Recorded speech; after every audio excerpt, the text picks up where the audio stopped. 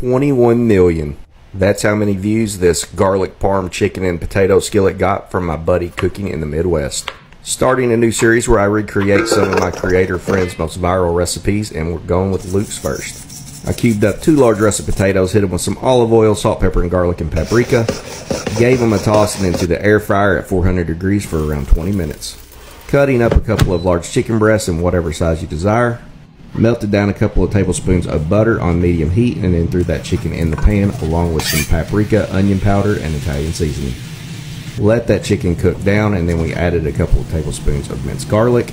Instead of removing that moisture from the chicken cooking down, I left it and added that garlic parm sauce so it would give this a creamy consistency. Added those potatoes and mixed all that up.